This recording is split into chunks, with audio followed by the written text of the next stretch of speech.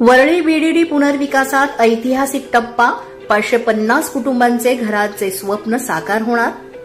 या जुलैच्या 21 तारखेला वरळीतील पहिल्या टप्प्यातील पूर्ण तयार झालेल्या 2 विंगमधील 550 सदनिकाधारकांना नवीन घरांच्या चाव्या मुख्यमंत्री यांच्या हस्ते देण्यात येणार असल्याची बातमी वृत्तपत्रात झळकली आणि गेल्या 6 महिन्यांपासून येणाऱ्या बातम्यांना पूर्णविराम मिळाल्याचं समाधान बीडीडी वासियांनी व्यक्त केलं.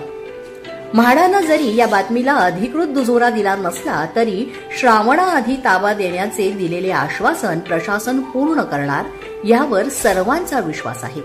आवश्यक परवानग्या मिळाल्यानंतर मुख्यमंत्री आणि उपमुख्यमंत्री यांची वेळ मिळत नव्हती. अधिवेशन चालू असल्यानं संपूर्ण मंत्रिमंडळ व्यस्त असताना एकत्रित वेळ साध्य होत नव्हती.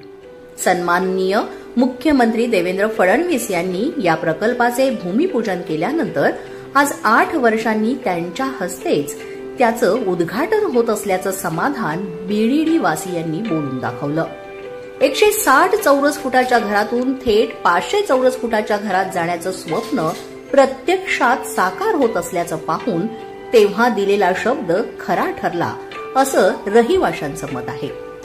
प्रत्येक घराला स्वतंत्र 4 चाकी पार्किंग असो, समोरच्या अडचणीच्या मोकळ्या जीर्ण चाळींचा पुनर्विकास असो, शासनानं नेहमीच वरळी बीडीडी वासियांना न्याय दिला आहे.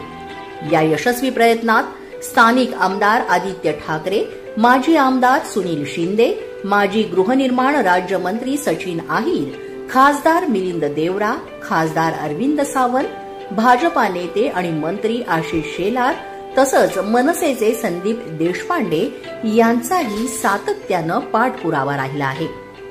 या महिन्याच्या 1 तारखेला रवींद्र नाट्य मंदिर इथं प्रकल्पाच्या नव्या इमारतींबाबत सादरीकरण झालं, ज्यात बहुतांश रहिवाशांनी उत्स्फूर्त सहभाग घेतला.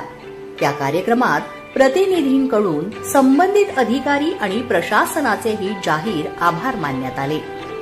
मध्यमवर्गीय कष्टकरी मुंबईकर नागरिकांसाठी एक सुसज्ज, सर्व सोयी सुविधांयुक्त असे संकुल उभारण्याचे स्वप्न साकार होत असून आजवर या प्रकल्पासाठी ज्यांनी संघर्ष केला, प्रयत्न केले त्या सर्व ज्ञात अज्ञात स्थानिक प्रतिनिधी आणि महानुभावांचे स्मरण बीडीडी वासियांनी भावपूर्ण शब्दात केले.